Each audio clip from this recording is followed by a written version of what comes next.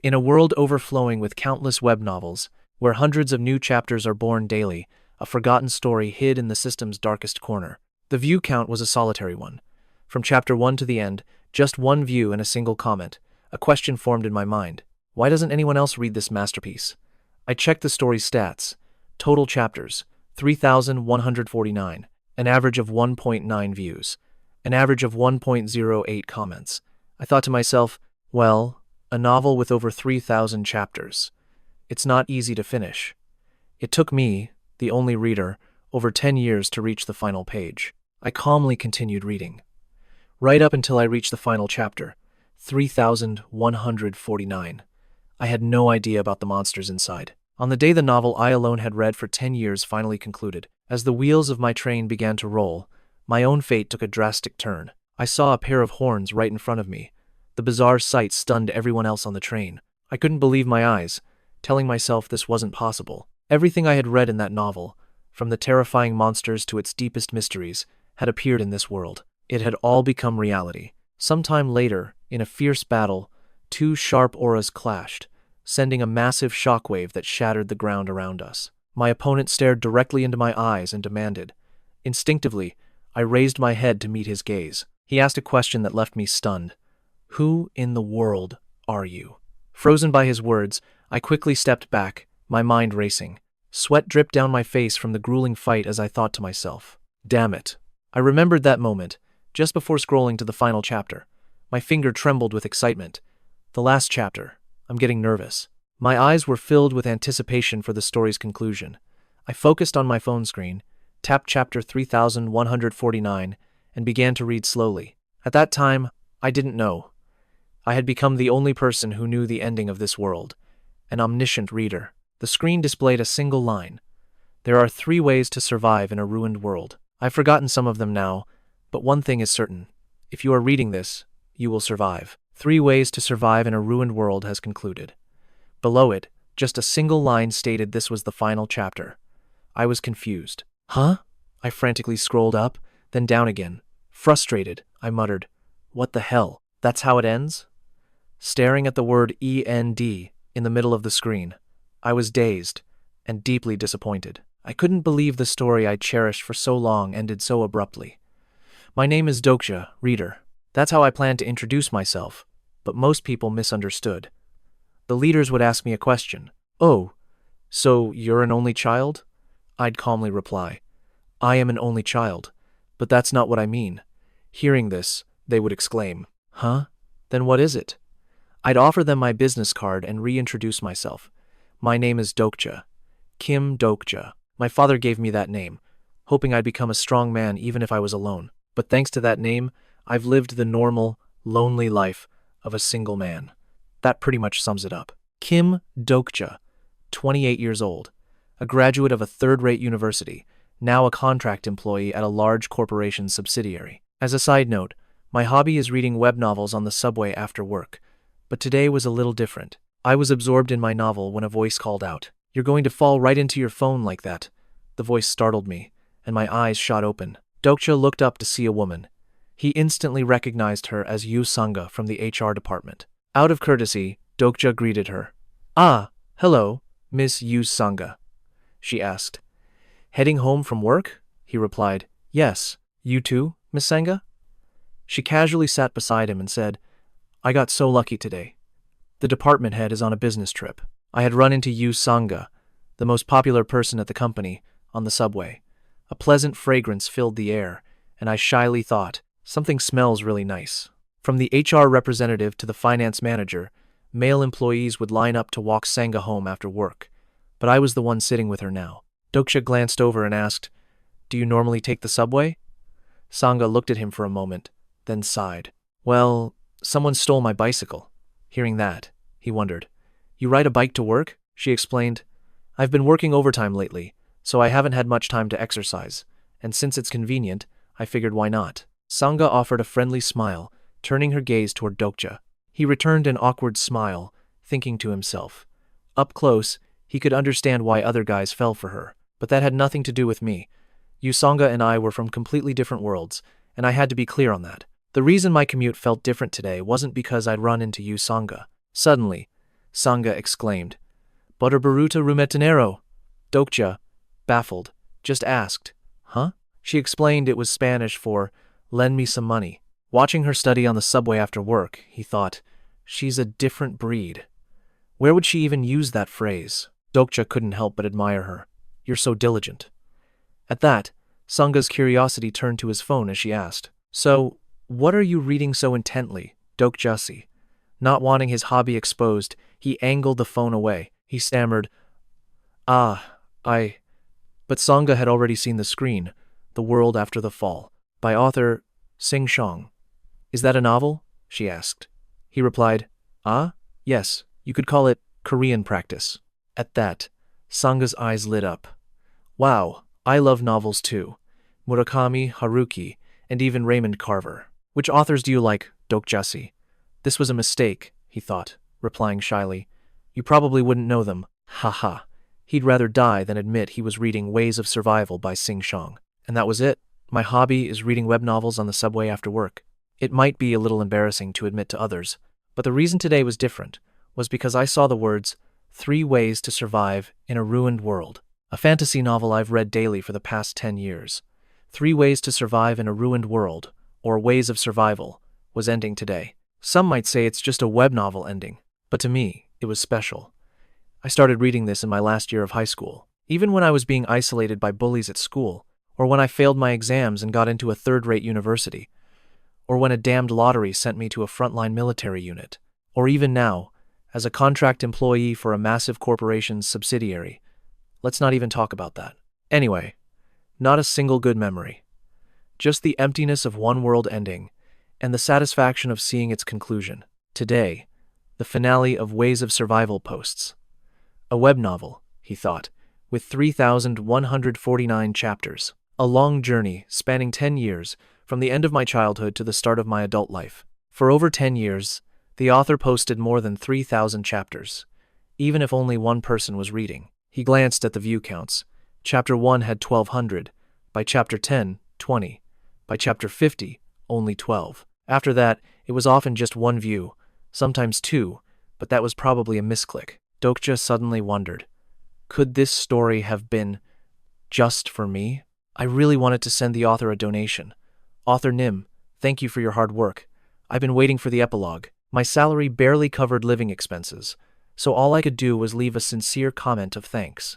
I even tried recommending it, but all I got were insults. People were surprisingly harsh, saying things like, are you the author, you attention seeker? I sat there, lost in thought, until Sangha called out, Dokja, and we started a cheerful conversation. Sangha asked, back then, we didn't know anything, did we?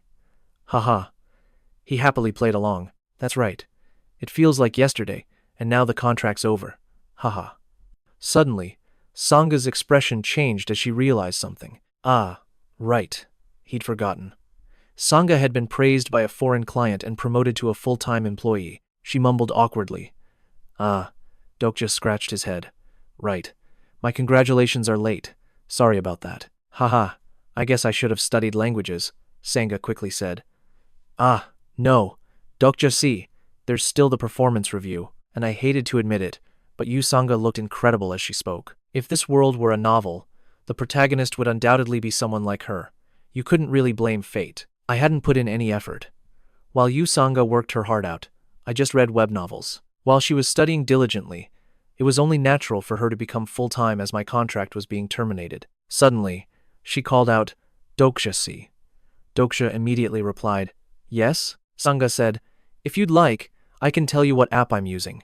Dokja was stunned to hear this. He thought, if my world is of a different genre, then it isn't reality, but a work of fiction. For a moment, time seemed to freeze as he wondered, could I ever be the main character in a world like that? The train kept moving, the hand grips swaying back and forth.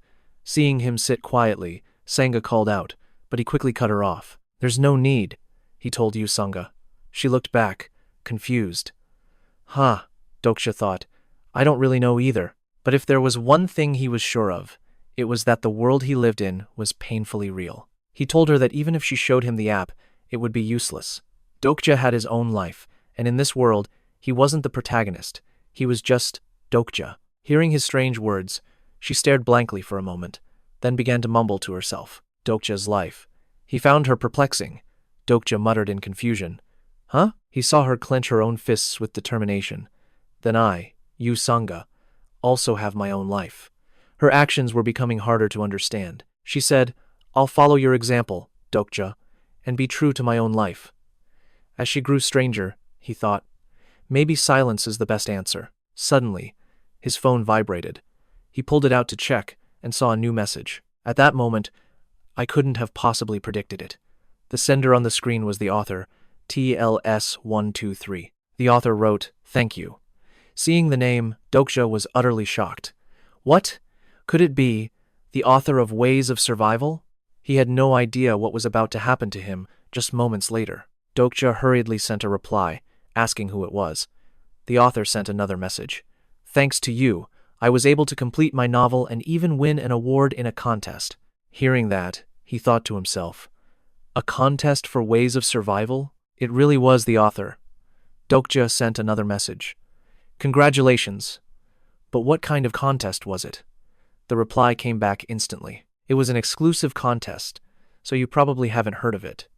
The story will also be monetized now. The paid chapters will begin with today's final installment, and I want to give a special gift to thank my reader. Could you please send me your email address? At that moment, an image of strange horns flashed in his mind. Dokja thought, what is happening to this world? He picked up his phone and typed, A gift? The author replied, Everything that will happen in this world is thanks to you, my dear reader. Dokja stared at the message, completely baffled. The world? What does that mean? And an exclusive contest. Is he just lying because he's embarrassed? He wondered, a gift? Is it a gift certificate? A 50,000 won coupon would be amazing. A notification popped up. You have received a new email. Dokja's face lit up instantly. Whoa, it's here. A gift. He opened the email to check. Thank you for everything. From TLS123. To my beloved reader, the monetization will begin today, after 7 p.m. This will help you. Stay well. After reading, he paused. From 7 p.m.? It's 6:55 now. So that's in 5 minutes?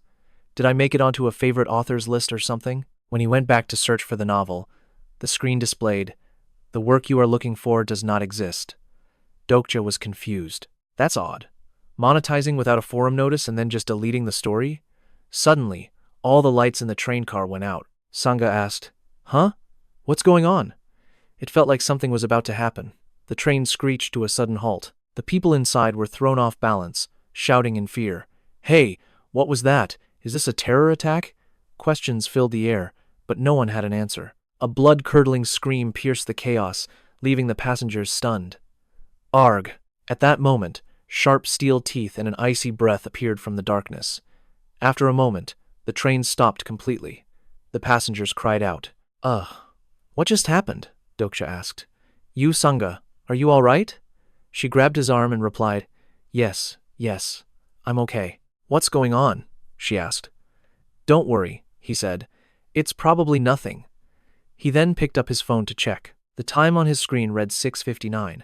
As the clock ticked over to 7, Dokja recalled the author's email. 7 p.m. Monetization begins. It was a chilling coincidence that he looked at his watch at that exact moment. Suddenly, an announcement echoed. Attention all passengers on this train. Run. Everyone, run for your lives. Sangha looked puzzled. Dokja, what is this? At that moment, Dokja saw a bright light flash before him. He turned his head and saw a bizarre bolt of lightning appear inside the car. He raised a hand to shield his eyes and get a better look. A strange voice announced, The free service of our planetary system 8612 has now ended. The main scenario will now begin. He thought to himself, This is the moment my life changes forever. Dokja looked up towards the ceiling, thinking, It's a dokebi. When that being first appeared, someone had screamed that word. For some reason, that very phrase surfaced in his mind. The subway car lurched to a halt as the power died. That novel's familiar opening, it echoed in my mind. Dokja mused, perhaps it was just an emergency stop, a common occurrence, but this felt impossible. Then, Sangha whispered a single word, Goblin. I stared back. What? I noticed others were now staring toward the same spot. Realizing something was wrong, Dokja quickly turned. My mind raced. trying to rationalize what couldn't possibly happen. It was completely illogical. I recalled the novel's words. 2 small horns, a strange furry wrap, and a bizarre creature floating in midair. It was too strange to be a fairy, too malevolent for an angel, yet far too tranquil to be a demon. Everyone in the car now saw the light in the air. Someone cried out, "Look, what is that thing?" Seeing this all too familiar scene, my worst fears were confirmed. My eyes widened in shock as I thought to myself, no, it can't be happening. From that hovering light, a goblin monster materialized. Dokja couldn't believe what was unfolding before him. This was the exact moment where fantasy crashed into reality. The goblin raised a hand to its mouth, about to speak. It uttered a stream of strange, incomprehensible sounds. A group of schoolgirls wondered, what is it saying? Others, thinking it was a prank, began recording with their phones. Is this some VR stunt? The graphics are awful. But was there anyone else here, besides me, who understood the gravity of this moment? That thing? I thought. It's a perfect dokebi. Just like in the novel, Ways of Survival. The beginning of the long tragedy from that story had just begun, and it started with that dokebi. My hands began to tremble, but this couldn't be real. It just couldn't. Sangha started to break into a cold sweat. She asked if it sounded like Spanish, offering to try and talk to it, but I warned her. Do you even know what that is? Are you planning to ask it for a loan? Sangha replied. Of course not. Then, the goblin's voice cleared. Ah, can everyone hear me? The Korean language patch is so buggy. What a pain. Everyone, can you hear me clearly now? Hearing it speak Korean, a man shouted, Hey, what do you think you're doing? The goblin turned its head. The man snapped. Is this a movie shoot? I'm in a hurry. The dokebi chirped in response. Ah, an audition. That's right. This is your audition. Haha, it seems my preliminary data was a bit lacking. I was told to start the paid service at 7 p.m. sharp. I should have sent a reminder. The man was baffled. What are you talking about? The dokebi raised a hand. Now, everyone calm down. Take a seat and listen closely. I'm about to share some very important information. An annoyed man yelled, What is this? Just get the train moving. The car erupted in noise. You can't just do this without our consent. How will you compensate us for the damages? What the hell is that? Is this from a comic? I thought to myself. This is it. It's unfolding exactly as I've read. I had to find a way to stop it. But how could I? I suddenly placed a hand on Sangha's shoulder. You, Sangha, don't move. She looked at me, confused. Huh? Seeing the chaos, the dokebi clutched its head. Haha, you're all so loud. I told you to be quiet. Did you think I was joking with you? Instantly, the goblin's attitude shifted, its face twisting with pure rage. The head of the man who had spoken first began to bleed. He only had time to gasp, Huh? Blood dripped down, drop by drop, before he collapsed onto the ground. The crowd watched in utter horror. The creature bared its sharp teeth and hissed, This is not a movie, and you are not dreaming. Then others were targeted. One by one, their heads exploded, painting the car in blood. The dokebi continued. This isn't a novel, and it is not the reality you once knew. Understand? I thought to myself, he's right, this is real. The knot of denial in my chest finally came undone. I was fully awakened by the sight of the train car drowning in a sea of blood. The goblin roared. You've all lived wonderfully peaceful lives until now, haven't you? Since birth, you have eaten, slept, and breathed for free. You even raised children. Ha! A world built for freeloaders. You truly lived in a marvelous world. But those beautiful days are over.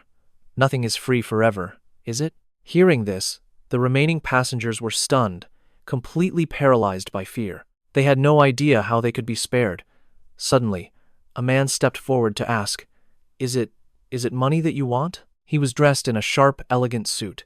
Clearly, he was a very wealthy man. Dokja murmured to Yu Sangha, Isn't that our head of finance? He knows a director. Sangha nodded silently. They watched in silence as the situation developed.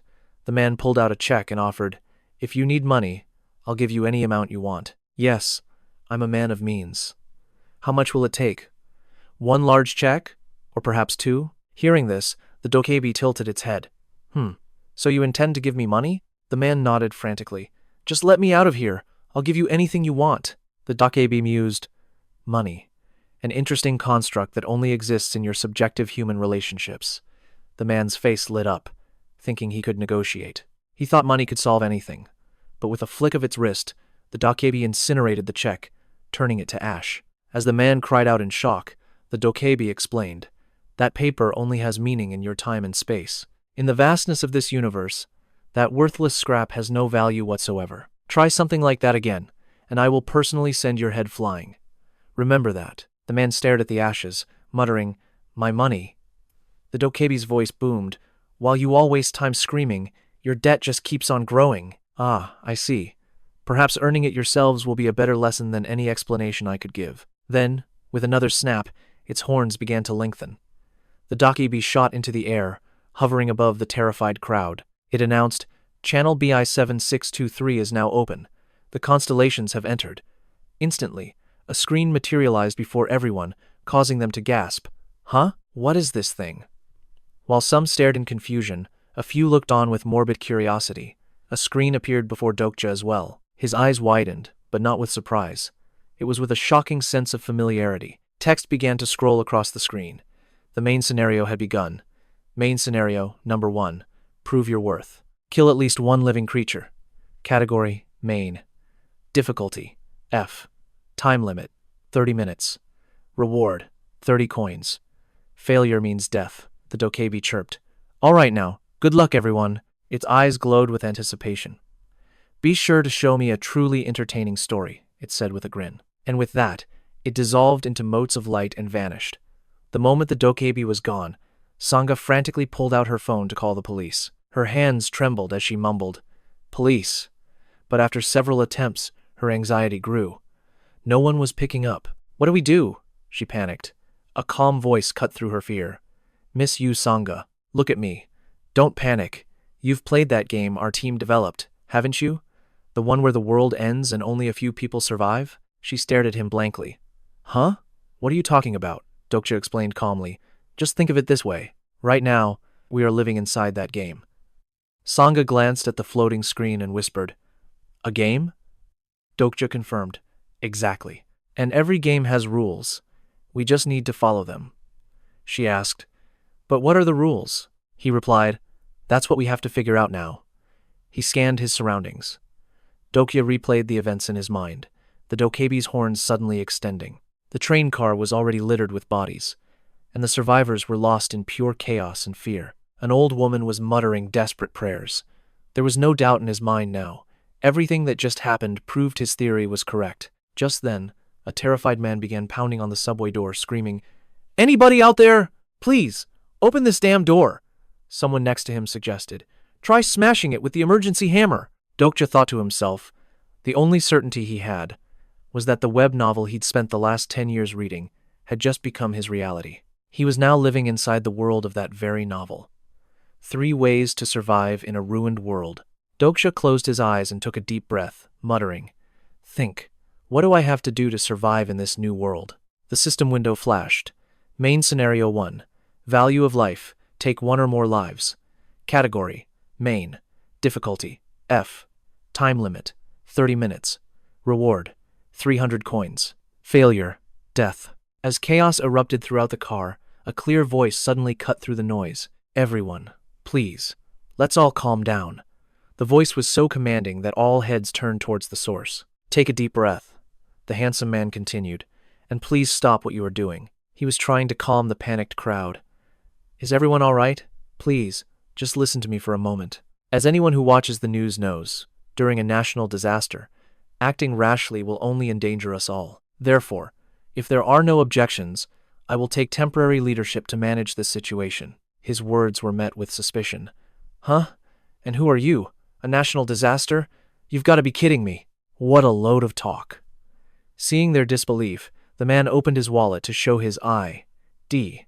"I am First Lieutenant Lee Hyun-sung of the 6502 Unit, Republic of Korea Army."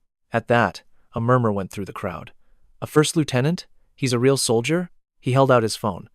"And this is a message I just received from my unit." The crowd pressed in, desperate to see the screen. "What now?" A chilling message glowed. "Level 1 national disaster. All units must converge." "No way.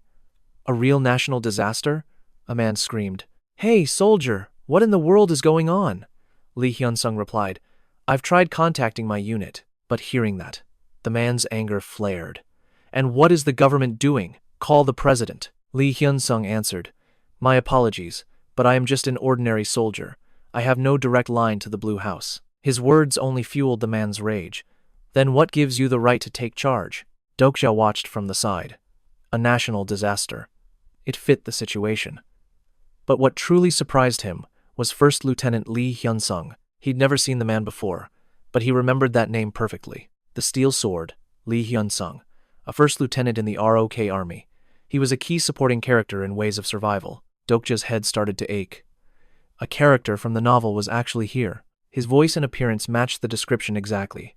As Dokja processed this, a thought struck him. But was Lee Hyun-sung supposed to be introduced this way? As far as he recalled, no. He wasn't supposed to appear this early. His official debut was after the first scenario had already concluded. So what was this?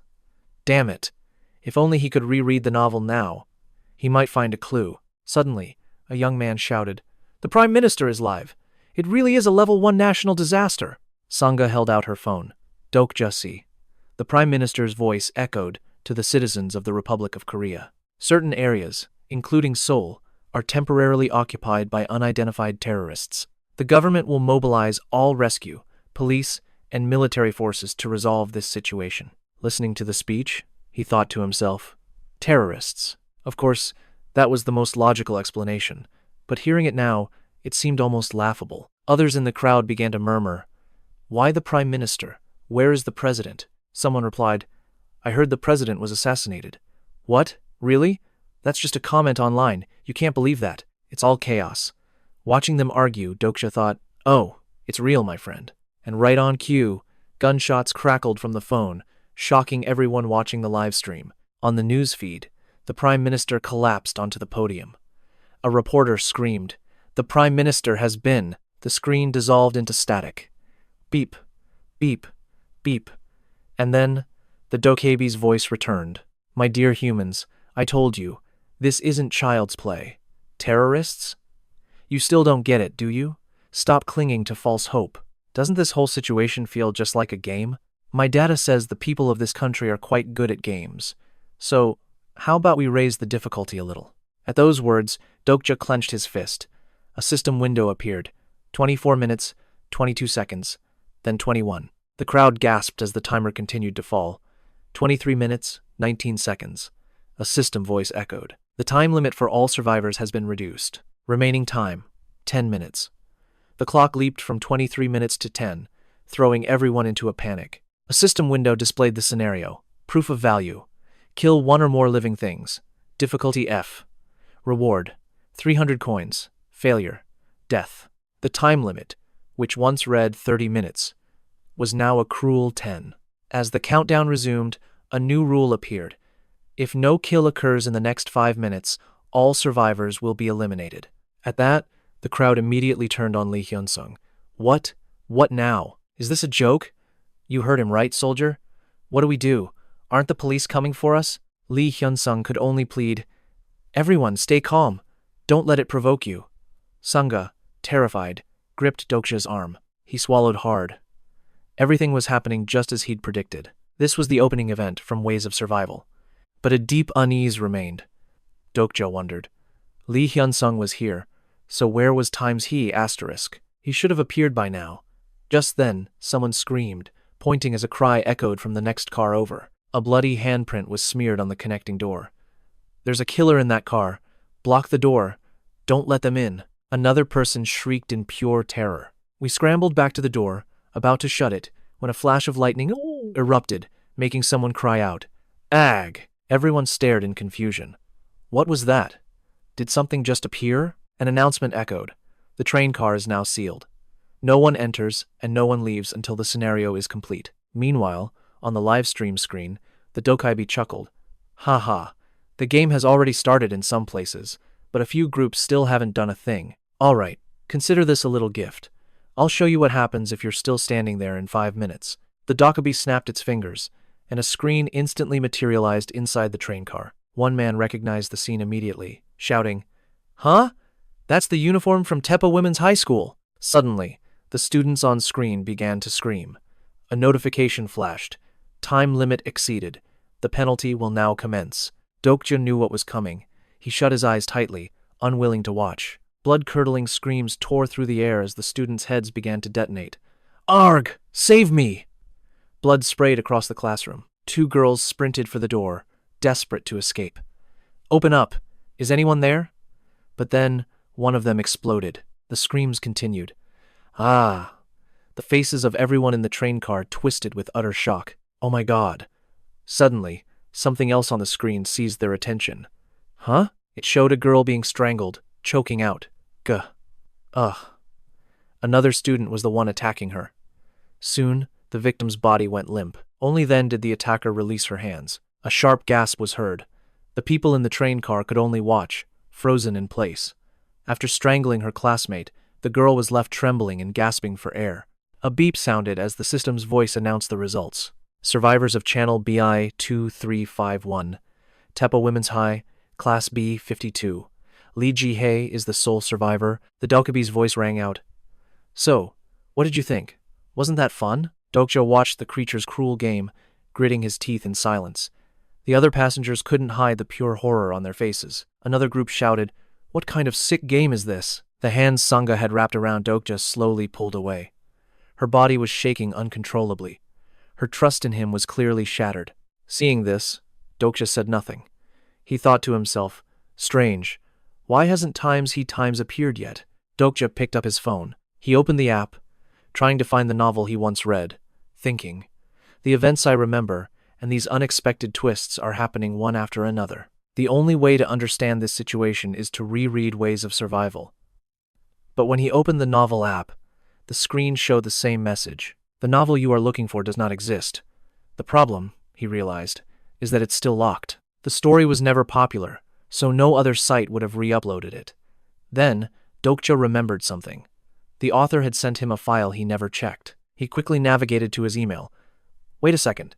He saw an attachment and whispered, "Don't tell me." Could it be? Without hesitating, he clicked it. What appeared on screen left him stunned. The attachment was a text file of the novel, 3 Ways to Survive in a Ruined World. Dokja froze, unable to believe his eyes. He rubbed them, and then looked again. The screen was unchanged. Attachment downloaded. The complete text file of 3 Ways to Survive in a Ruined World. He couldn't stay calm anymore. Dokja was shocked, astonished, and his mind was thrown into chaos. The author sent me a copy of the entire novel as a gift? Does this mean I have a pirated copy? Ah, but the author sent it himself, so it should be fine, right? Suddenly, a system window appeared before Dokja. You have acquired a special attribute. The exclusive skill slot has been activated. He thought to himself, every survivor in Ways of Survival has special attributes and unique skills, just like in a game. He stared at the system window, then closed his eyes.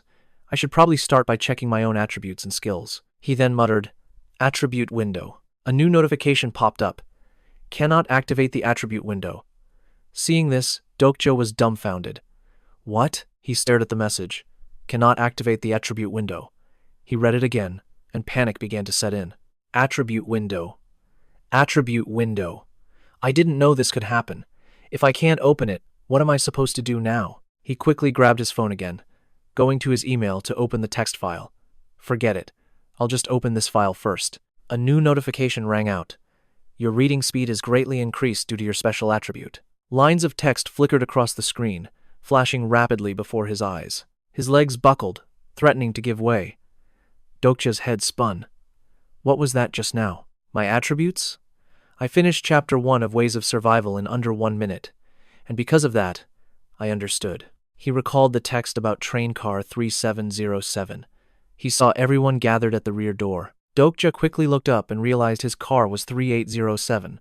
So times was the source of his growing unease. His gaze fixed on the bloodstains plastering the door. He wondered why events were different from what he'd read. Was it because his car wasn't the protagonist's?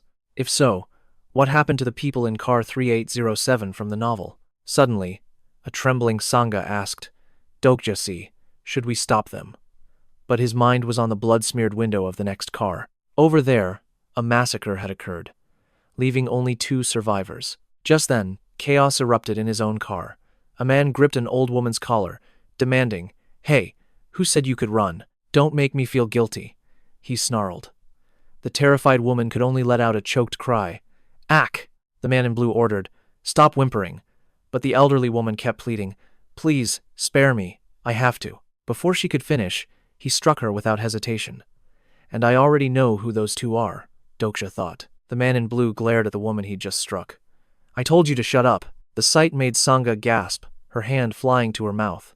That phrase felt familiar to Dokja, and he repeated it in his mind. "I told you to shut up." Looking at the screen, only Lee Hyun-sung and Kim Nam-woon survived in that car. No matter, both are quite useful. He calculated that Yu Sangha would most likely die. Only 2 survivors, all the rest would perish. Just then, someone else stepped in. "What do you think you're doing?" he yelled, grabbing the attacker's arm. It was the deputy director who tried to bribe the Dokja. "She's an old woman," he shouted. "Have you lost all your morals?" Dokja watched in surprise, instantly recognizing Deputy Director Han Myung-go. The man in blue glanced back. "Huh? You want to die, old man?" The furious director shot back. "What did you say?" The young man sneered. "Are you dense? You still don't get the situation, do you?" Han Myung-go seethed. "Who the hell are you talking to, you brat?" The man just pointed to the screen. "Don't tell me you're an idiot." Piercing screams echoed from the monitor. "Save me! Ugh, all of you just die," he continued. "No army is coming to save us. If you want to live, you have to follow the rules." More desperate cries flooded the car. "Please, spare me. I've lived a good life." "Shut your damn mouth!" Hearing this, Han Myung-go stammered. You're saying." The man in blue reminded him. "We have to kill." He began to lecture them. "I know your type, old man. Only heartless monsters would kill someone else to survive. Your thinking isn't wrong, but it's not suited for this time. There are no more laws, only life and death. I want to live, and I'll do anything to make it happen. Think about it. Who's left to judge us? We're in a new world now, so you'd better adapt." At that moment, Dokja recognized the man in blue. It was Kim Nam-woon, who adapted to this new world with terrifying speed. Kim Nam-woon glared at the hesitant crowd. "How long will you just stand there? Do you all want to die?" His decisive cruelty shattered the last shred of humanity left in them. The crowd cursed. Damn it! But he was right. And then, they started to attack the old woman. Lee Hyun-sung could only watch, powerless. He stood frozen, his fists clenched tightly. Dokja knew, in the next 5 minutes, if no one dies, everyone here will die. A passage from the novel had always stuck with him. They all became butchers at once, descending to tear apart their prey. Because if they didn't act, they would be the next ones to die here, permanently. And I just stood there observing it all, as if reading that passage again. That's all I can do, he thought. In the novel, that nameless woman was also the very first victim. If I try to change her fate, the future could be altered, and all my knowledge from the novel will become useless. Am I making the right choice? As he stood by watching the woman be beaten, Dokja's body began to tremble, but he gripped his phone even tighter. Suddenly, Sang-ah lurched forward, shouting, "She's going to die at this rate." Seeing her move to help, DC placed a hand on Sang-ah's shoulder, stopping her. "Don't be reckless." Sang-ah turned back. "I know, but you could be killed too." Hearing this, her resolve wavered, no longer trying to stop them. He watched her tremble and thought, "You, Sang-ah, even though the old world is gone, you haven't changed. Still so selfless and kind." However, she wasn't the one who could change this story. She wasn't this world's main character. He put a hand on her shoulder. "You, Sang-ah, stay right here." She looked confused, but Dokja said, "Just trust me this one time." He whispered something to her, then took a deep breath. Dokja broke into a sweat, thinking it was too early to intervene. This wasn't the original plan, but he had no other choice. He slowly approached the group. Seeing him move, Sang-ah called out nervously, "Dokja see." Dokja thought to himself, I wasn't standing still because of Kim Nam-woon or the others, nor because I agreed with their inhumanity. I was waiting for a slim but critical opportunity to appear. Suddenly, something materialized at the other end of the train car. This is it, Dokja thought, and began to run. He charged into the mob as a notification appeared. The value of life. Kill 1 or more beings. Time limit, 30 minutes. Reward, 300 gold. Failure means death. 7 minutes and 32 seconds remaining. Dokja gritted his teeth, rushing forward. Kim Nam-woon stared, bewildered by his strange actions. Without hesitation, Dokja crashed into the group, attacking the elderly woman on the floor. Kim Nam-woon was sent flying, slamming hard against the wall.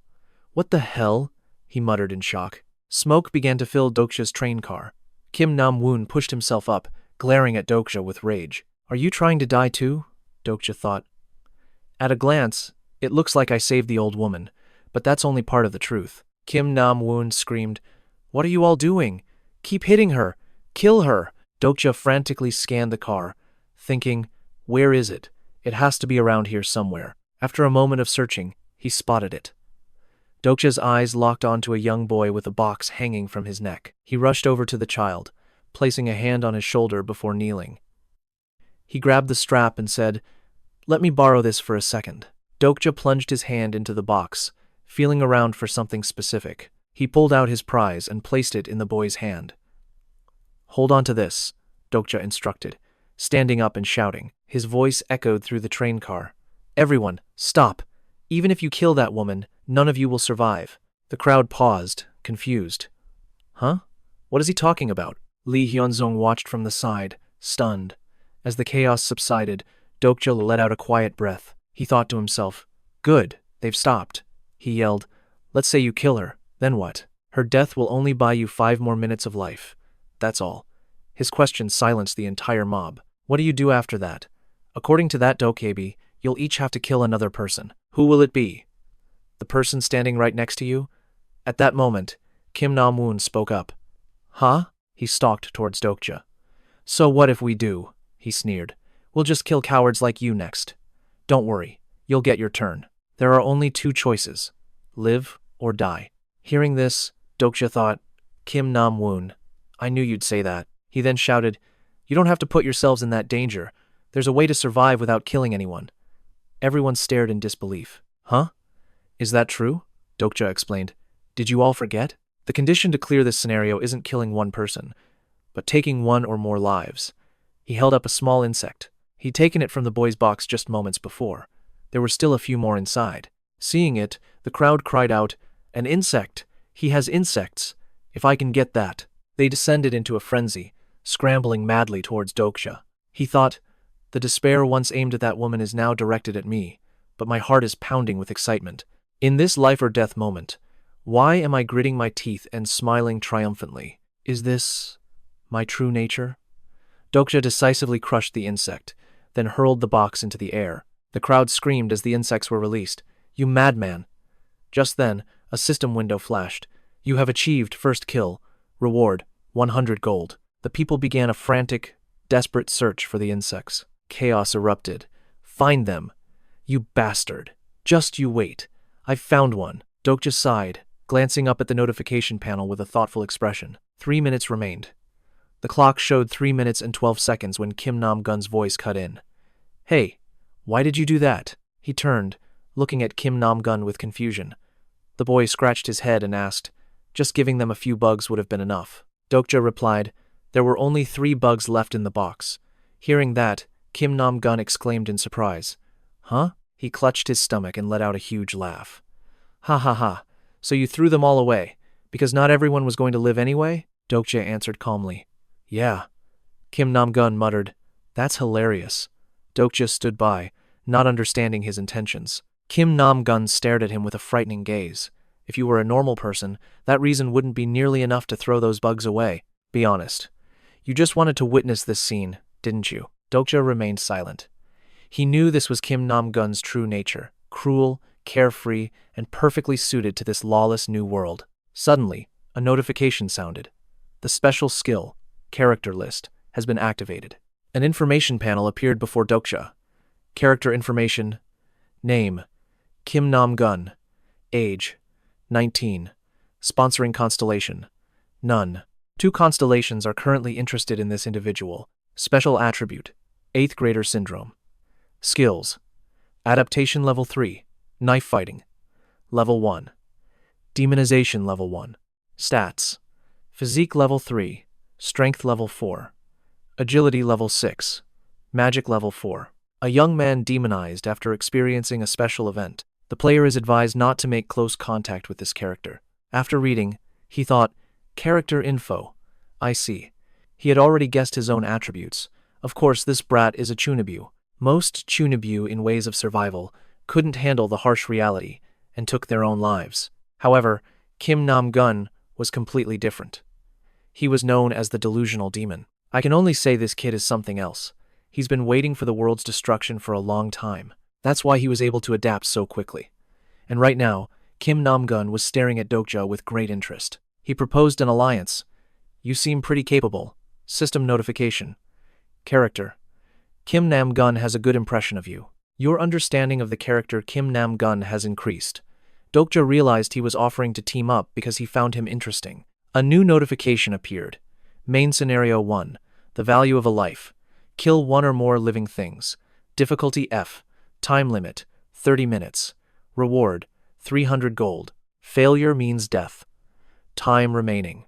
2 minutes and 50 seconds. At that moment, in a burning train car filled with smoke and fire, countless bodies lay scattered across the ground. Through the thick smog, the train car number 3707 became clear as a pair of feet walked right through the flames. The figure wore a military uniform, seeming to head somewhere with purpose. Noises echoed from train car 3807. Where's the bug? I just saw it. Get lost. It's mine.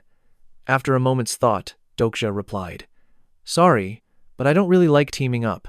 Seeing Dokja's firm expression, Kim Nam-gun was a little surprised, but he had no other choice but to scratch his head. Is that so?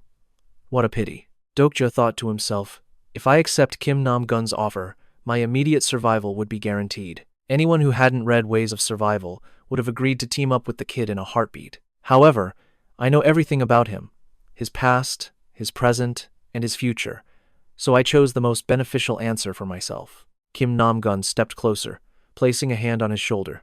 Fine, then. Please step aside. I need to take care of that old hag over there. That's how I survive, isn't it? The woman he mentioned was trembling on the ground. Suddenly, Dokja grabbed Kim Nam-gun's hand tightly. The action left Kim Nam-gun completely stunned. He turned his head and asked, What now? Are you playing the hero all of a sudden, or do you have multiple personalities? I bet all adults are scumbags. Kim Nam-gun's harsh words got on Dokja's nerves. He thought to himself, meeting him in person reminds me exactly why I hated this character while reading the novel. You curse adults, but you'll be one soon enough. Kim Nam-gun shoved his hand away, saying, So, you're the type of person I hate the most. System notification. The character Kim Nam-gun is looking down on you. Your favorable impression has slightly decreased. While he stood there stunned, the boy attacked him without warning. I told you to move. Against Kim Nam-woon's attack, Dokja effortlessly dodged aside. Seeing his strike so easily avoided, Kim Nam-woon was stunned. Oh, you're fast. Dokja gritted his teeth, thinking, I knew it would come to this. Kim Nam-woon attacked again, swinging a heavy fist toward Dokja. Try blocking this. After parrying the blow, Dokja realized it was a unique skill of the Chunil attribute. A purple aura began radiating from Kim Nam-woon's body. It was the level 1 corruption skill. Dokja thought grimly. He can use it now. Kim Nam-woon lunged, but he quickly dodged aside. He gazed at the strange power in his hands, thrilled. I don't know what this is, but this power is incredible. Dokja recalled that because of Kim Nam-woon's immense potential, the protagonist had agreed to work with him. Despite his arrogant and frenzied nature, the system chimed. Your understanding of the character Kim Nam-woon has increased. Dokja clutched his shoulder. Do I have to use that now? Suddenly, a notification appeared before him. You have met the conditions to use a special skill. Omniscient Reader's Viewpoint, Level 1. Staring at the message, Dokja was bewildered. Huh? Omniscient Reader's Viewpoint? What is this? Meanwhile, the others were still searching for the damned insects. Where are all the bugs? Suddenly, a tremor shook them, and they cried out, What? What was that sound? Over here, Kim Nam-woon kept attacking, but no matter what he did, he couldn't land a single hit. He roared in frustration. Damn it! Why can't I hit you? Dokja thought. With faith alone, kid? He couldn't be touched because the special skill, Omniscient Reader's Viewpoint Level 1, had been activated. A message appeared, right shoulder. Hearing it, Dokja instantly knew Kim Nam-woon was aiming for his right shoulder. He immediately dodged to the side. He raised his hand again. A new message flashed. Face. Dokja instantly leaned back. He realized that with his second skill active, he could read every single move with absolute precision, and his constant dodging only fueled Kim Namwoon's rage. Kim Namwoon screamed, "I'm pissed now. Are you just going to keep dodging?" On the ground, Dokja thought, "I can only evade. I have no strength to counterattack. I have to stall for more time." He called out, "Hey, you have 2 minutes left."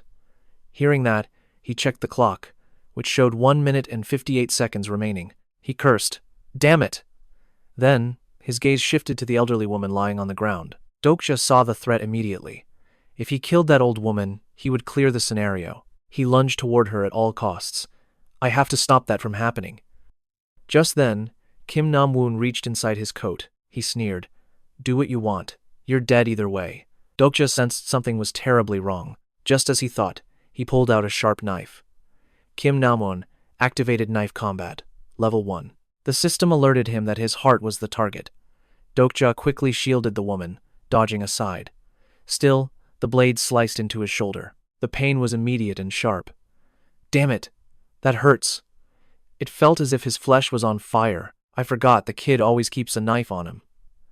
After the slash, Kim Namwoon's blade was temporarily stuck in the ground. Using all his remaining strength, Dokja stood up, carrying the elderly woman with him. Dokja thought to himself, "Death is closing in fast. If I lose to Kim Namwoon, I'm definitely dead. The weak die, and the strong live on."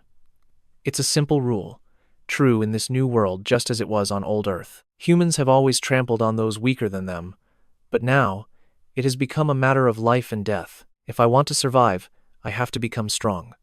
After Dokja set the woman down, Kim Namwoon finally pulled his knife free. He slowly advanced on Dokja. "Hey man, you can barely breathe. Why not die quietly so I can live?" Dokja's eyes filled with fierce, unwavering determination. Suddenly he spoke. "Kim Namwoon of Cheongil High, student 52. Do you think an insect egg counts as a life?" Hearing this, he scoffed.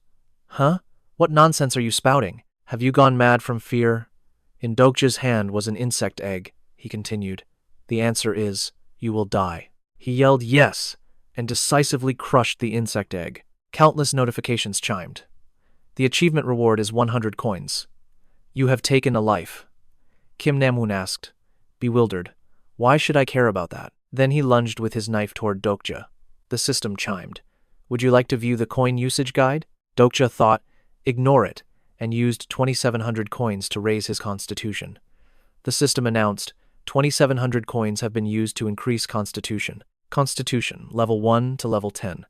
Your constitution level has skyrocketed, and your body's durability has been greatly enhanced. But as Kim Nam-gun lunged, his knife met an invisible wall, unable to wound Dokja in the slightest. No matter how much force he used, his attack was completely useless. Baffled, he staggered back, shouting, "What the hell?" Dokja simply said, "In mating season, a Jinju can lay 100-meter eggs at once." Hearing this, the man stared blankly. "Huh?" The crowd behind him was still in chaos. "Please, I still can't find one." A cold, murderous glint appeared in Dokja's eyes. He declared, "Today, the one who dies won't be me. It will be you." With only 57 seconds left, Kim Nam-gun began to sweat. He snarled, then roared in fury, "Shut up and die quietly." He stabbed relentlessly at Dokja, but his blade still couldn't touch him. He demanded, "Why won't you die?" Kim Nam-gun could only curse, "Damn it," as he helplessly awaited his fate. Dokja remained perfectly silent. The timer ticked down from 4 seconds to 2. And then, the scenario officially ended. An announcement echoed. "The time limit has expired. Commencing penalty execution." The screams of those who failed the scenario began to ring out. A statistic window appeared. Main Scenario 1. Proof of value, completed. Bugwang Line, Train 3434, Car 3807, 5 survivors. After the event, the Dokja returned to check on the situation. It chirped, "Oh my. What in the world happened here?" Seeing the many bodies on the ground, the Dokja cried out, "I was only gone for a moment to check on the other cars." The polished floor was now slick with blood. Only 5 lucky souls survived in Car 3807. Not a single one of them was untouched by the carnage. The announcement continued. Main Scenario 1. Proof of value, completed. Bugwang Line, Train 3434, Car 3807, 5 survivors. The first survivor, First Lieutenant Lee Hyun-sung. He had initially tried to stop the senseless killing, but in the end, he couldn't stop himself from taking a life. As a soldier, he was already accustomed to such bloody sights. Next was the only woman to survive in car 3807, Miss Usanga. It's unclear how she managed to survive this trial.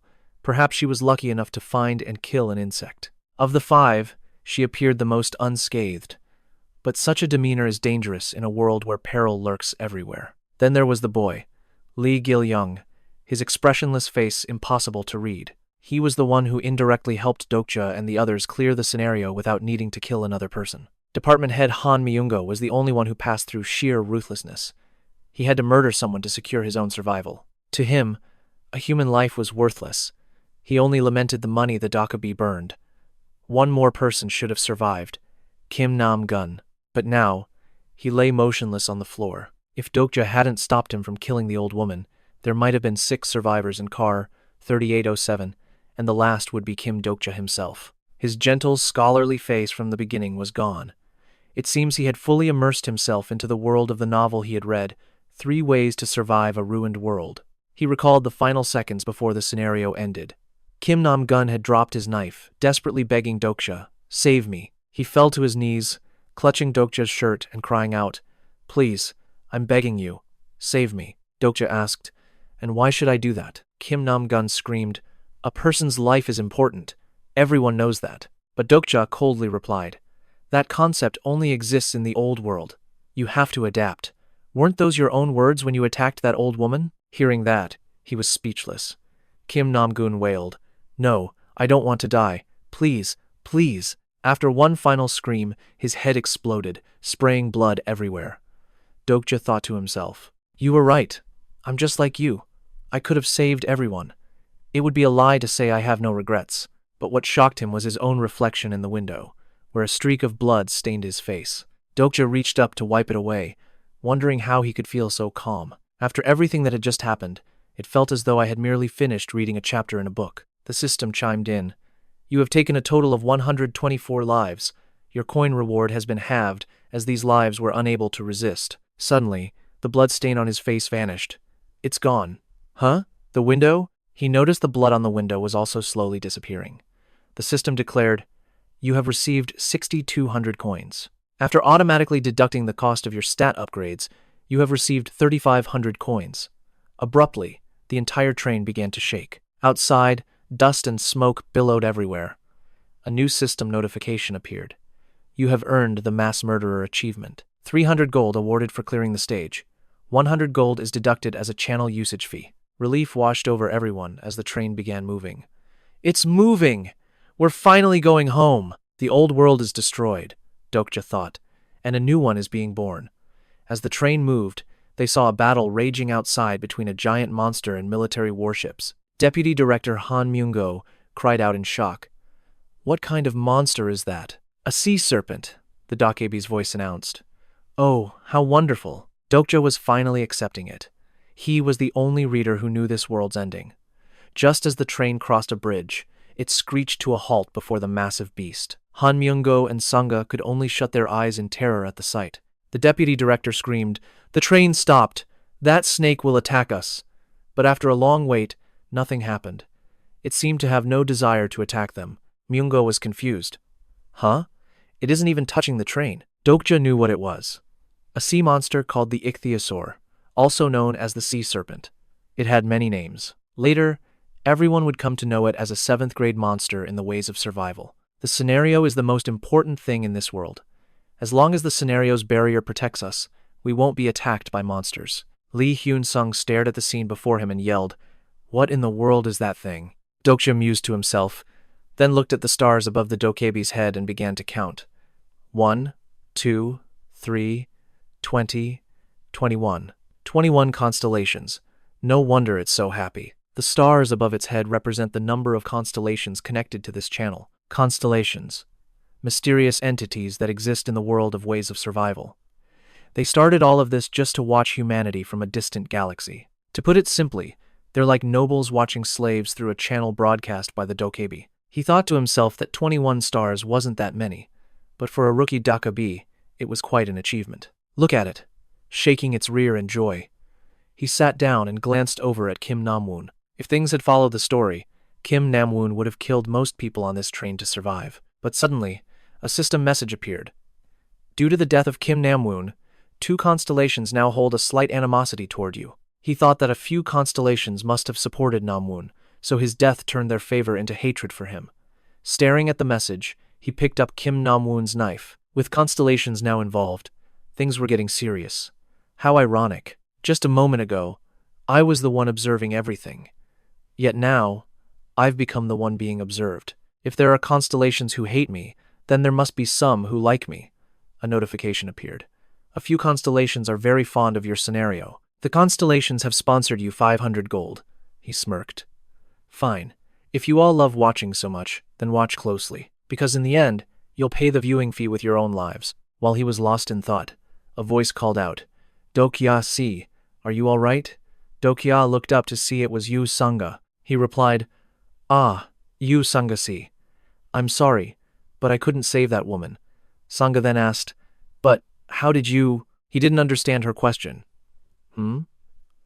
Sangha shook her head. Oh, it's nothing.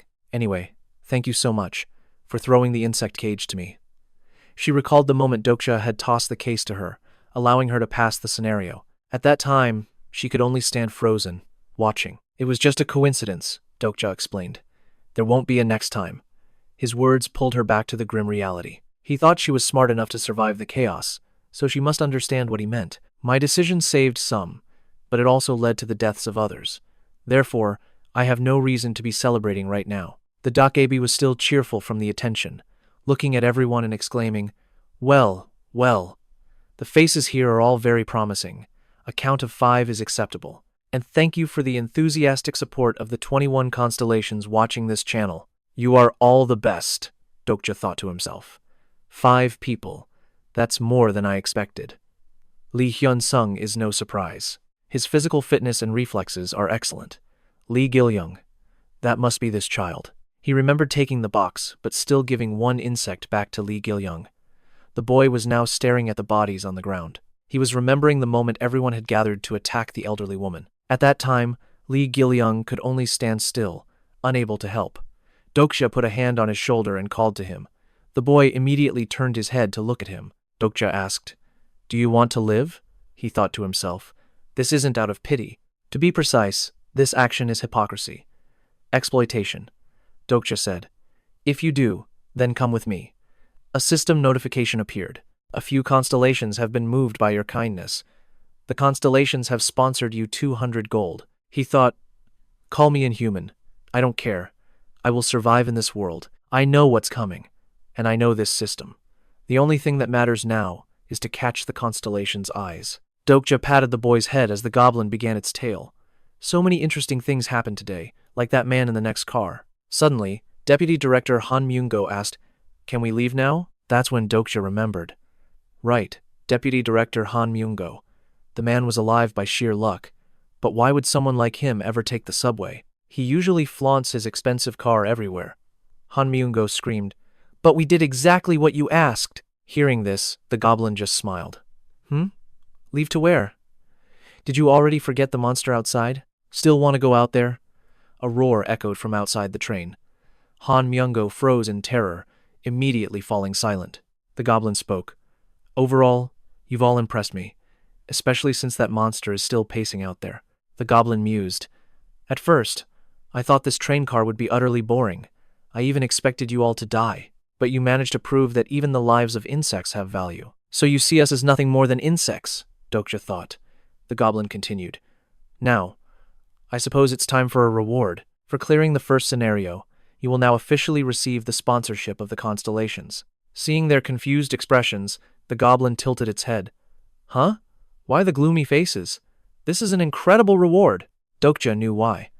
Of course, they're confused. No one else here understands constellations or sponsorships. The goblin sighed. Let me explain it to you. Right now, you are all as weak as snails. If you enter the next scenarios in your current state, there's a 100% chance you'll be killed by a ground rat, let alone a growl. However, that can change if you wisely use the coins gifted by the noble constellations. Understand? At that, Lee Hyun-sung finally asked a question. Sponsor? What does that mean? Who are they? The goblin raged. Damn it, why are you all so stupid? Fine, figure it out on your own. I'm done with explanations. With a snap of its fingers, a screen appeared before them. Select a sponsoring constellation. Choose an entity who will sponsor you. That entity would become their strongest ally in the scenarios to come. First constellation, Abyssal Black Flame Dragon. Second constellation, Demon-like Judge of Fire. Third, Secretive Plotter. Fourth, Prisoner of the Golden Headband. Dokja stared at the system window, deep in thought. 4 choices for me. Suddenly, Senga called out, Dokja, see. There are 2 strange options on my screen. He replied, even if you ask me, I can't really help. Just relax and choose the one you like best. Consider it an aptitude test of sorts. An aptitude test. The words rang in her head. Dokja thought, 2 constellations are watching her. Is it luck, or did they sense her potential? The support of the constellations, also known as sponsorship, is one of the most essential pillars of this world. Choosing a sponsor is absolutely critical. During this event, constellations watch through the goblin's channel and can choose someone they like, turning them into their incarnation. For example, 4 constellations wanted to sponsor him. The special thing is, they never reveal their true names. Considering the main character of Ways of Survival got 5 offers, 4 wasn't a bad start at all. He recalled the novel's pages, giving him an edge no one else had. All right, let's see. First up was a massive dragon, shrouded in abyssal black, its body radiating a sinister, dark energy. This was the Abyssal Black Flame Dragon, a powerful being who led the nebula known as Black Cloud. Its true name, if he recalled, was impossibly long. With this dragon's sponsorship, he would gain immensely powerful attack skills. The upcoming scenarios relied on physical strength, so this choice was incredibly advantageous. He mulled it over, but it's only good early on. Using its power too much would corrupt his mind, eventually turning him into a bloodthirsty berserker. It had a preference for those with the Chunabu attribute. That must be why it sponsored Kim Nam-woon in the story. So why me? He dismissed the option. We're not meant for each other. Next, he looked at the second name. Dokja's eyes widened. This is a completely unexpected offer. Dokja began his analysis. Demon-like Judge of Fire. The name itself reeked of pure evil. However, the demon-like part was a trick. The key was Judge of Fire, a supreme ruler who judges evil with eternal flames. In that case, it's the Archangel Uriel. Dokja's memory sparked. I remember a character from the novel who accepted her sponsorship. Not a bad option at all. The entity of absolute justice is powerful, but its power comes with restrictive laws I must obey. Dokja then turned to the third option, the Divine Hermit, a constellation as mysterious as its name. This constellation was an enigma, completely unpredictable. Hearing its name, Dokja simply froze. He thought to himself, this is a name I've never seen before. If only I could reread the novel, I would know. But there was no time.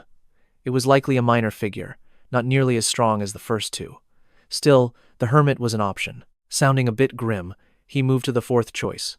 When he finally saw the name, Prisoner of the Golden Headband, Dokja's eyes widened in shock. He loosened his tie, thinking, I can't believe Times offer his sponsorship this early.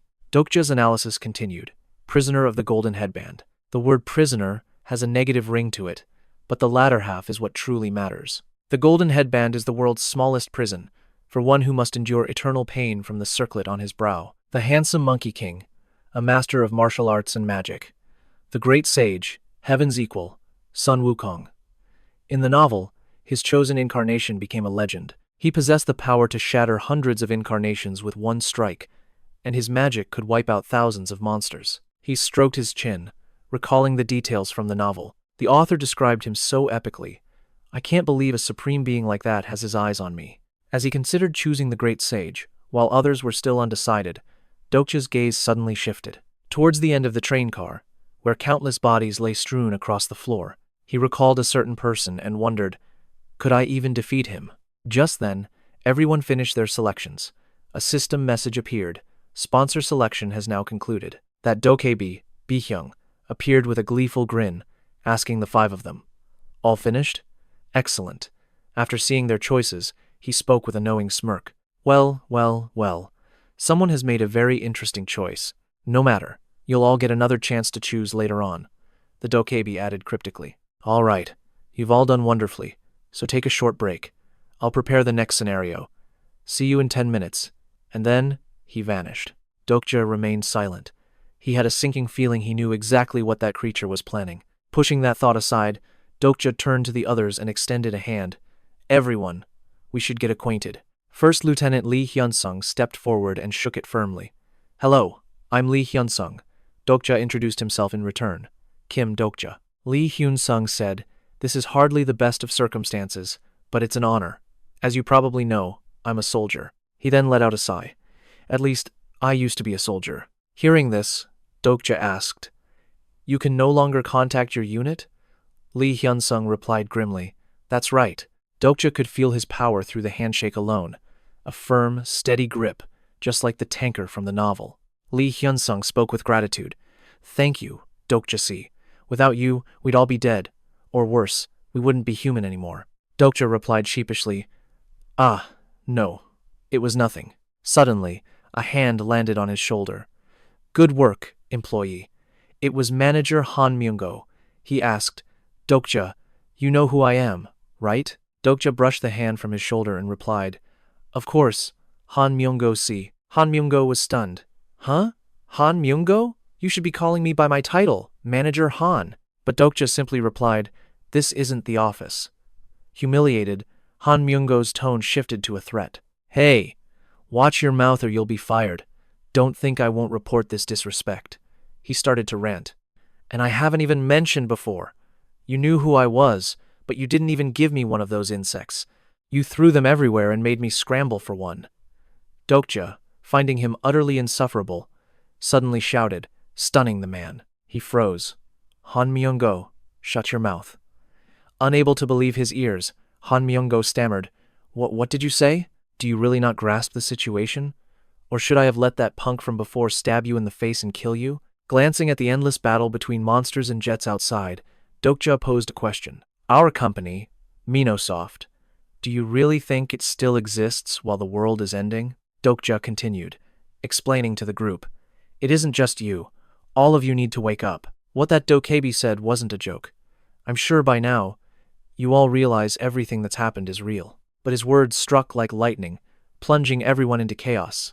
Han Myung-go's face went pale with terror. He reminded them of the game-like interface. Weren't the status windows and special skills proof enough? The four could only remain silent, with no objections. Only the vice director, Han Myung-go, remained completely frozen. Lee Hudong scratched his head and said, It's like a fantasy novel I once read. This feels unreal. Is this a dream? This is 100% real, Dokja affirmed. Hearing that, Lee Huidong asked, Assuming you're right, what's our move? Do you have any idea or plan? A system notification appeared. Character Lee Huidong has begun to trust you. Your understanding of character Lee Huidong has increased, Dokja said seriously. We need to get out of here. His answer left them stunned, their eyes wide with disbelief. Just then, a monster's roar from outside snapped Han Myung-go back to reality. He screamed, Hey, are you kidding me? Sanga also grew terrified, crying out, Dokja, I know we need to act, but going outside now is a terrible idea. Han Myung-go yelled, That thing might kill us all. Dokja stayed silent amid their noisy panic. He thought, They don't fully trust me yet, but given time, they will. I will definitely recruit you to my team. Suddenly, a loud crash from the end of the train car silenced their frantic discussion. Everyone's eyes shot toward the sound. Dokja froze, his mind racing with tension. What's happening? Has the next scenario already begun? No. The one behind that door is the sole survivor from car 3707. That person's identity was all too clear. At that moment, a foot began slamming against the door. The impacts grew louder. Dokja's eyes widened as he stared ahead, thinking to himself, He's coming. The person he referred to was the true protagonist of this story. Dokja recalled a scene from the novel in car 3707, where he saw people gathered at the rear door. Dokja turned to the others. I'm serious. We need to leave this place. Lee Huidong blurted out. Huh? But Dokja warned them, because if they didn't, they would all die before the next scenario even started. Just then, the door began to buckle, and black smoke started seeping into their train car. Lee Huidong hesitated, asking, But we don't know if the person breaking down the door is friend or foe. Dokja laid out the facts for them. Think about it. A lone survivor who killed everyone in that car. Do you still want to meet him? After his question, Li Huidong and Sangha knew he was right. Li Huidong yelled, "Let's find a way out!" Everyone split up to find an escape route. Sangha pushed on a door with all her might, but it refused to budge. "This door won't open," Han Myuengo added. "Damn it, this one's stuck too." Dokja was crouched on the floor. This side was also broken. He thought to himself that since the first scenario had ended, the barrier should be gone. They just needed to open a door. As the enemy was about to reach them, he began scanning his surroundings. Among the 8 doors, 3 remained unchecked. Dokja prayed that at least one of them could be opened. At that moment, the door was about to be destroyed.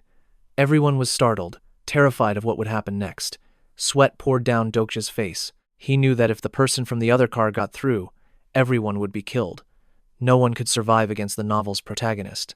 Just when he was at a loss, Sangha discovered something. She called out, "Dokja, over here!" Everyone gathered in front of the door.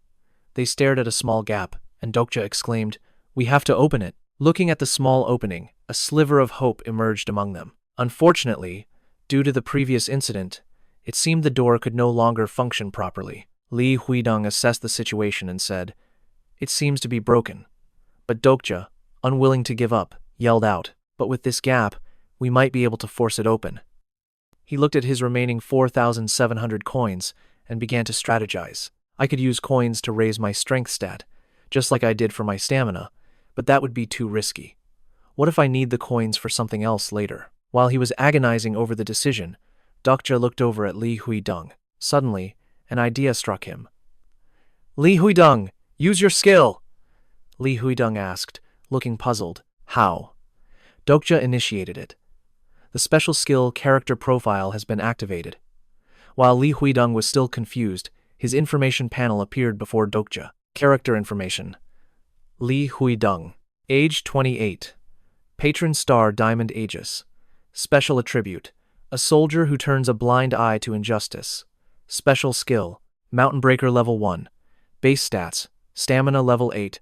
Strength level 8. Agility level 7. Magic level 5. A brief introduction. This character's stats were quite decent. Despite abandoning justice to survive, he still had potential. A constellation saw that potential. A chance for him to atone. Dokja thought, good. His sponsor and attributes matched the novel. He found an excuse, saying, "You must have seen your attribute window just now. As a soldier, I thought you'd have a useful skill for this situation." Li Hyunsung replied blankly, "Perhaps, but honestly, I have no idea how to use it." Seeing his confusion, Dokja guided him. "Just think about wanting to use the skill." Li Hyunsung asked, "Is that all?" He started activating his skill. Li Hyunsung's jaw dropped as he roared, "What? Arg!" It was surprisingly effective. His muscles bulged, and the door began to budge. Li Hyunsung pushed harder.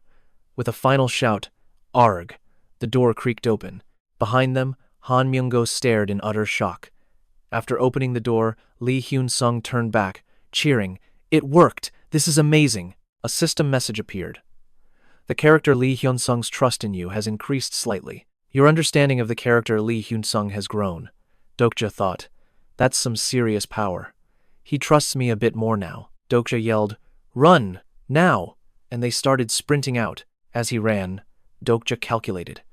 The door to car 3707 would break soon. But if his memory was right, that wasn't the biggest problem. Suddenly, the Dokebi's voice echoed, "Oh dear, I knew you fools would do something stupid." They looked up at the sound of its voice.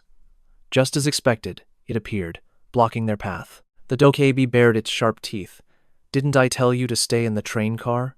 It sighed. "Ha! I haven't even finished preparing the next scene yet." Han Myungo panicked, clutching his head. "I knew it. That's why I said we should have stayed on the train." Dokja remained silent, waiting to see what the Dokebi would do. The creature sighed again, then announced, "Whatever. What's done is done. Just consider yourselves lucky." Then, with a snap of its fingers, a notification board appeared. Scenario 2. A screen materialized before them. Scenario 2. Escape. Subcategory. Difficulty E. Clear condition.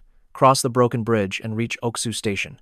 The time limit was 20 minutes, with a reward of 200 coins. Failure would result in an unknown fate, marked only by a question mark. Dokja clenched his teeth. Just as I thought, everything was unfolding exactly as he'd read in the novel. while Sanga was confused. It says the bridge is broken, but this one looks fine, she noted. Dokja urged her. Don't think, just run, faster. They were currently in the middle of the bridge, with Oksu Station far on the other side. They had a long way to go, Dokja thought to himself. Sanga isn't wrong. We left the train too early, so the bridge hasn't collapsed yet, but it will. Essentially, we're cheating. However, this was the only way to clear the scenario. With no time for questions, everyone began to sprint for their lives. Dokja ran, looking back to check on the others. At this rate, we can make it, he thought. But of course, fate had other plans. Suddenly, Han Myungo looked to the side and screamed in terror. What? What is that? His scream made Dokja look, too. Below, the water churned into a violent whirlpool. Then, something enormous began to rise from the depths. It was a massive monster. It glared at them with razor-sharp eyes. Dokja assessed it. An ichthyosaur. But this big. It must be a command species. The monster let out a deafening roar, opened its massive jaw, and bit into the bridge. Everyone screamed in terror. It's attacking! The bridge will collapse! Dokja shouted a reminder. Keep running.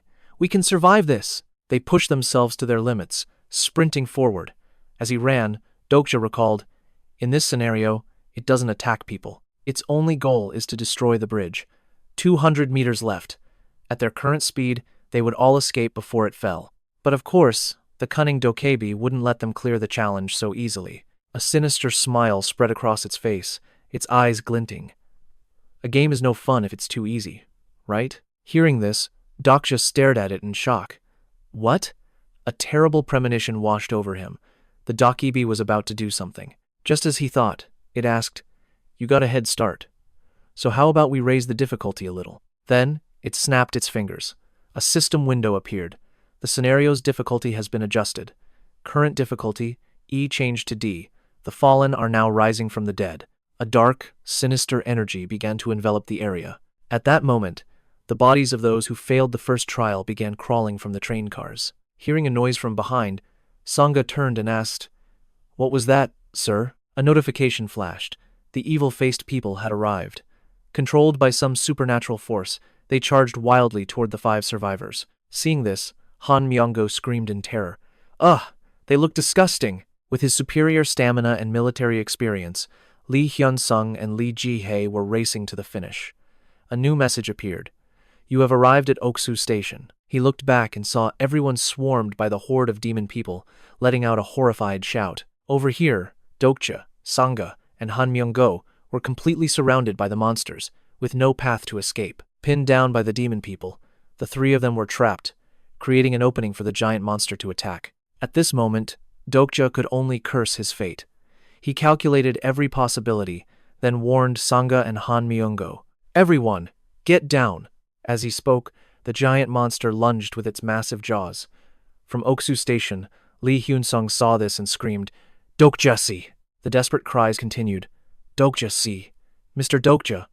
After the beast's attack, Dokja slowly regained consciousness. His head was spinning, and the scene before him was a complete shock. Before him was utter chaos. The bridge leading to Oksu Station had been snapped in half, trapping the 3 of them on this side. After causing the destruction, the monster dove back into the water. It seemed its role in this scenario was now over. Sanga helped Han Myungo up and approached Dokja. Dokja-si. He glanced at her and the department head. They seemed to have no life-threatening injuries. A headache washed over Dokja as he clenched his fists, thinking, The bridge is broken. Even though I knew this would happen, having Han Myungo and Yu Sanga trapped here is different. Lee Ji-hae and Lee Hyun-sung made it across. What do I do now? As he was panicking, a notification rang out. An incarnation has received the blessing of their sponsor constellation. Suddenly, streams of pink light began to appear. The system chimed. Reality reversal has been activated, directly affecting the current scenario. The beams of light began connecting the 2 broken ends of the bridge. A message appeared before Dokja. Reality reversal. Bridge of even numbers. A bridge of light, formed by a constellation's mystical power, had appeared, but it only allows an even number of people to cross. If an odd number of people use the bridge, it will vanish. Seeing this, he was stunned. Reality reversal? Sanga felt something strange happen in her mind and cried out, Dokja-si, why is my head suddenly? Dokja looked at her, completely bewildered. According to the novel he had read, Reality reversal could intervene and change the scenario's outcome if it would cause a great loss for the constellations. He grabbed his own arm, looking at her and thinking, Yu Sanga's sponsoring constellation altered reality just to save her. This is an extremely rare event, even in ways of survival. Just who is her sponsor? Activating character profile. A message popped up. Cannot view this target's information with character profile. This target is not registered. This shocked Dokja. He was speechless, countless questions flooding his mind. What is this? Could her sponsor be a special constellation? Does she have the mental barrier skill? That's impossible. We've only just begun. Suddenly seeing something, Sangha screamed, Look out! Hearing her, Dokja quickly turned to check behind him. A fist was flying straight towards his face from behind. Dokja reacted instantly, kicking back with all his might, sending his attacker flying. Exhausted, Dokja slumped to the ground, panting heavily. The figure stood up after taking his kick. Dokja thought to himself, I forgot. This is no time to be lost in thought. A notification rang. Human, level 9, demon person. A special mutant controlled by dark energy. The demon people were no different from zombies, but if the host was a strong individual, their infected version would be incredibly dangerous. Seeing the name tag on the man's chest, Kim Namwoon, he felt a surge of annoyance. Of all people, why him? Kim Namwoon's eyes now glowed blue. Dokja wondered, did they run out of people to control? Kim Namwoon began to charge toward him. Dokja activated his skill, activating special ability, Omniscient Reader's Viewpoint. But since he was just a controlled corpse, the system alerted, this target has no consciousness. Omniscient Reader's Viewpoint activation failed. He dodged to the side, avoiding the attack, and thought desperately, it failed? This is bad. The only way now is to cross the bridge as fast as possible. But there are 3 of us here. Someone has to be sacrificed. Dokja recalled the earlier alert about the reality shift affecting the even-numbered bridge. A bridge of light, forged by a constellation's mystic power, had appeared. But it only permitted an even number of people to cross. If the number was odd, it would vanish. He turned to say something to the others, only to find Han Myungo already back on his feet. Not only that, he was hoisting Sangha over his shoulder. The expression on Dokja's face froze. Sangha was still screaming, Let me go! Put me down! She frantically called out to Dokja for help. Meanwhile, Han Myungo, drenched in sweat, shot Dokja a worried look, as if to say, we both knew this would happen. Then, ignoring Sangha's desperate cries for Dokja, he slung her over his shoulder and dashed across the bridge. He must have feared being left behind if Sangha and Dokja crossed together, so he seized the opportunity, quickly grabbing her and running first. Fury blazed in Dokja's eyes. He wished he could kill the man on the spot. Seriously. That bastard Han Myungo. The constellations began to murmur. The Hermit, King of Shadows constellation, finds you foolish and easily deceived. The demon-like Judge of Fire constellation is impressed by your impending sacrifice. A system alert announced a sponsorship of 100 gold. Dokja glared at Han Myungo and activated character profile, but the system notified him, unable to view this target's information. Seeing the notification, Dokja's anger flared as he thought to himself, he's running on one leg, that's likely the one-legged Express's skill. His sponsor constellation must be the cowardly scoundrel. He definitely doesn't have the mental barrier stigma, so why can't I see his info? As he recalled, a stigma was a unique power and incarnation received from their sponsor, different from normal skills a character could learn. Han Myungo definitely lacks the skill or knowledge to block character profile. In that case, the reason I can't view either of their info is because, after a moment's thought, he realized it. Of course, it was so simple. Staring at the unable to view target's information window, Dokja realized they weren't characters from Ways of Survival. How did I not see that sooner? With the other 2 gone, the swarm of evil-faced people now targeted only Dokja. The one named Kim Namwoon let out a roar. The mob of creatures lunged at Dokja. Fending them off, he desperately thought, Think! I can't cross the bridge alone now. He calculated his options. What if I grab one of these monsters and force it to cross with me? Too risky. Is there truly no other way? He glanced at the countdown timer, only 15 minutes left in the scenario. Meanwhile, the Dokkaebi, Bi Hyung, was smiling with amusement. Putting on an innocent face, it asked Dokja, Oh my, it seems one tiny soul is still trapped here. Are there any generous constellations who wish to help him? No one at all? Watching him struggle, the Dokkaebi sighed theatrically. Well, that's a shame. By now, the other 2 had reached safety. They looked back worriedly, shouting something he couldn't hear from the distance. Dokja was starting to feel exhausted. His body was at its limit. After a fierce struggle, he was pushed to the very edge of the bridge. One more step, and he would fall into the river below. Down in the river lurked massive monsters, while on the bridge stood the evil-faced people. Gasping for breath, he thought, "Is this really where I die?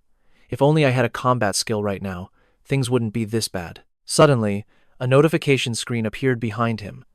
The exclusive skill bookmark has been activated. Dokja stared blankly at the message. Huh?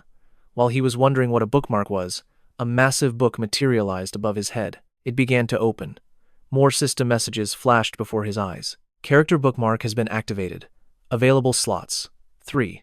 Now loading bookmarked characters. Available characters in slot 1. Delusion Demon Kim Nam-woon. Comprehension. 25. Slot 2. Steel Sword Lee Hyun-sung. Comprehension. 35. At that moment, Kim Nam-woon let out a roar. Seeing this strange skill, Dokja thought, in 3,000 chapters of Ways of Survival, this skill never appeared even once. But somehow, I instantly know how to use it. Dokja muttered. Activate bookmark. Slot 1. The pages of the book began to turn, revealing an image of Kim Nam-woon from the past. I don't know what this is, but this power is awesome. Now die. When in Rome, do as the Romans do. This isn't the old world anymore. The system chimed in. Slot 1 has been activated. The bookmark skill is still at a low level. Therefore, the activation time has been shortened to just 1 minute. Your comprehension of the character is low. Only a portion of the character's skills can be activated. As the skill took hold, a surge of power flowed into Dokja's body. A dark, ominous power began to surge around Dokja's body. The system announced that corruption level 1 was now active. As Kim Nam-gun charged, a figure appeared right beside Dokja. Then, with just a simple knife, he easily dispatched Kim Nam-gun. Blood splattered everywhere as the man collapsed, gurgling, "Don't want to die." With that, Kim Nam-gun fell backward, falling completely unconscious. Now, I could see the figure beside Dokja clearly. It was Kim Nam-gun himself. The system updated. Your understanding of Kim Nam-gun has increased. Bookmark 1 is now void. Sub-scenario, escape, complete. Cross the broken bridge and reach Gwaoke Station. The time limit is 20 minutes for a reward of 200 gold. Failure. The result remains unknown. 10 minutes and 11 seconds remained. After activating that skill, Dokja was utterly exhausted. He panted heavily, sweat pouring relentlessly down his face. The vile specters kept appearing. The moment he defeated one, another lunged. Dokja gasped, "I'm at my limit. Damn it," he thought to himself. "Where is that guy? He should have arrived by now." Just then, an explosion erupted behind the horde of specters, catching their attention. At that moment, a pair of legs stepped out from the smoke. Seeing this, Dokja breathed a sigh of relief. He muttered, "He's finally here." The bridge created by Sangha's constellation still hadn't disappeared. The explosion behind them drew the attention of the evil specters. They turned towards the blast, confused about what was happening. Dokja already knew who it was, so nothing more needed to be said. A single foot stepped forward. As the figure walked, he casually finished off several specters in his path. A sword hung at his waist, his posture was imposing, and the unmistakable aura of a protagonist radiated from him. His collar was perfectly straight, without a single speck of blood, proving that these scenarios were no challenge for him at all. The man casually approached Dokja, his hand still stained with blood from a specter he had just killed. Dokja could never forget that arrogant demeanor, that overwhelming and insolent presence. The man stared straight at Dokja and asked, "Who are you?" He flinched at the question, thinking, a direct confrontation like this could get me killed. He immediately activated his character profile skill. A notification appeared, activating the character profile skill. The designated target has too much information. The profile will be converted into a summary. A summary window appeared. Name: Yu Jung-hyuk. Attribute: Regressor, 3rd turn, Myth grade. A rare genius gamer with special skills. Sage's Eye level 8. Hand-to-hand combat level 8. Weapons training level 8. Mental barrier level 5. Crowd control level 5. Eloquence level 5. And lie detection level 4. While he was reading, the man suddenly reached out and clamped his hand around Dokja's throat, causing him to choke. The man lifted him up and dangled him over the bridge's edge.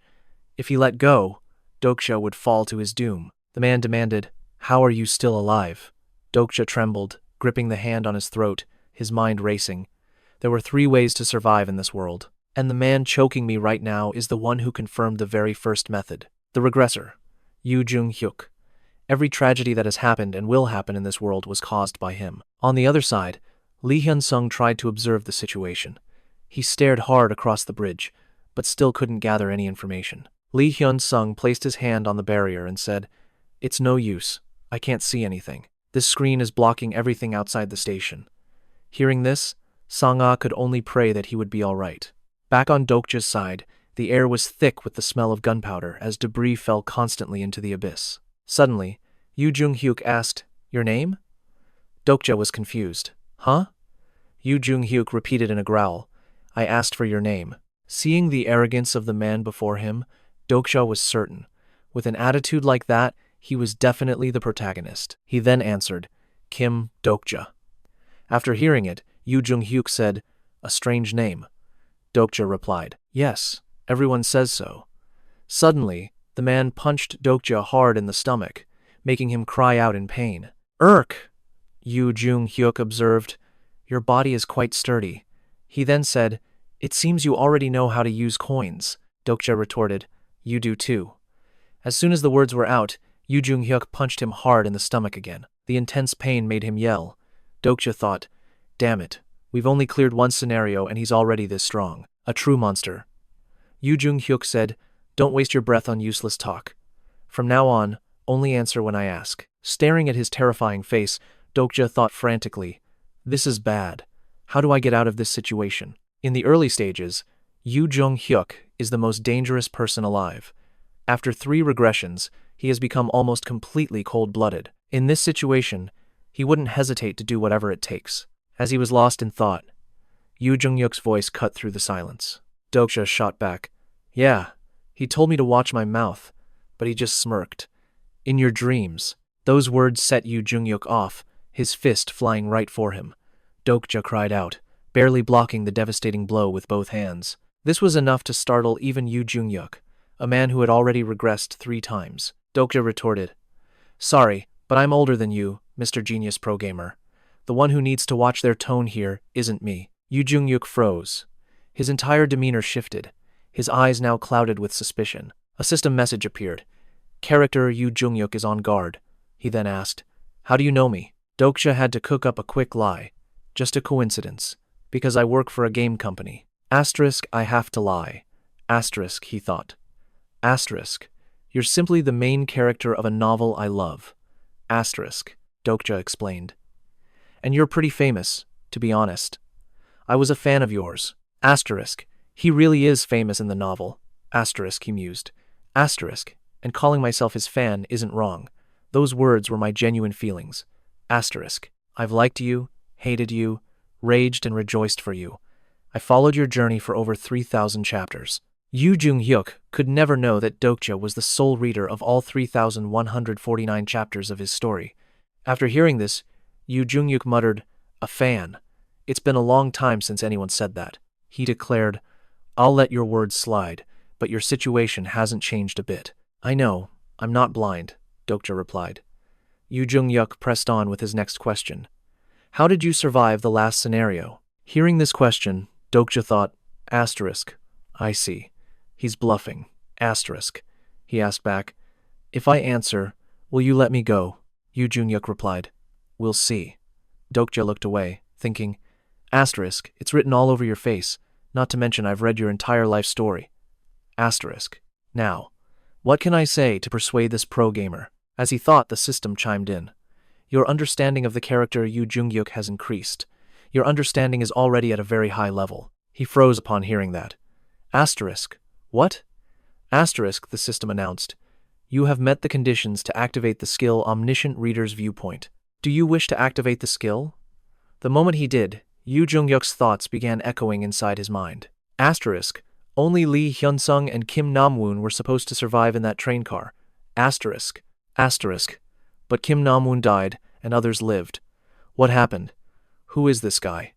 I need more information. Asterisk. Asterisk. If he truly becomes an obstacle for me, I'll kill him. Asterisk. Hearing that, Dokja reeled. Asterisk. Wait, what? Asterisk. Asterisk. Are these Yu Jungyuk's thoughts? Just like with Kim Namwoon. Asterisk. Perhaps he had finally found the perfect answer to satisfy him. A smirk played on Dokja's lips as he said, I survived thanks to. The clock was ticking. 5 minutes and 1 second remained. Hearing his answer, Yu Jungyuk's eyes went wide in disbelief. You cleared the scenario by killing insects?